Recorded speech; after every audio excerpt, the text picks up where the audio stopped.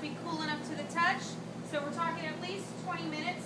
If you want, you can have it cool longer. You can even stop at this stage and then wrap this up after it's cooled completely, and then come back the next day and make your biscotti off. So it's totally up to you.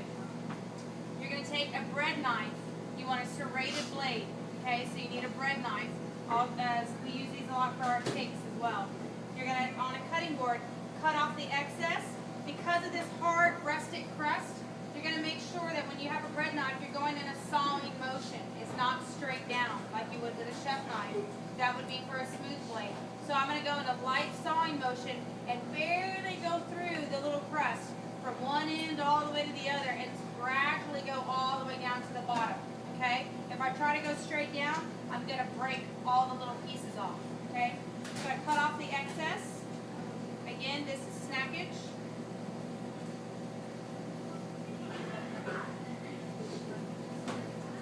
Okay, and that you can just eat, throw it away, whatever you want to do.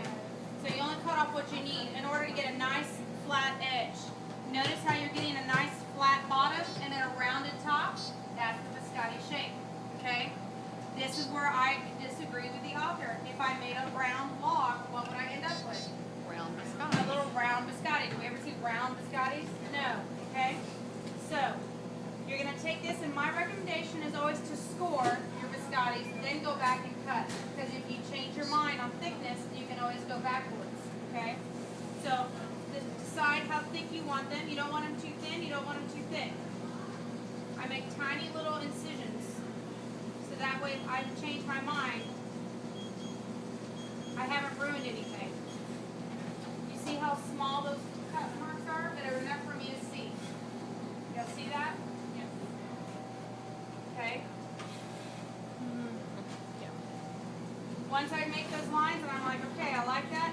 The key here when you're slicing, we all have tendencies, okay, when cutting, when rolling, all of those things. So you want to make sure that you're holding the blade appropriately. I like the blade hold. You could do the handle hold. And you want to make sure you're not tilting your wrist. You want to cut straight up and down, which means the thickness should be the same. It shouldn't be making a wedge. Okay? So make sure that you're not tilting your blade to the left or to the right when you're cutting. So you're cutting straight down. And you cut your next one. I need some coffee. Okay. These are now these beautiful biscottis. You're going to take those and place these on your baking sheet, the same baking sheet that you had the logs on, okay? They're not going to spread at all, so you don't want them touching, but they can be very close together. And you're going to bake these just to get this center that's a little spongy to dry out. Some people like to bake them halfway and then flip and get both sides nice and toasty. I don't usually care about that, it doesn't bother me. So you lost a little nut there.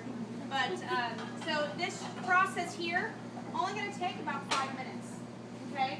So you don't need to overbake them. I don't like biscotti where it's literally, I feel like I'm going to need a crown the next time I bite into it because I'm going to crack a tooth, okay? As I get older, I tend to want to hold on to all my teeth, okay?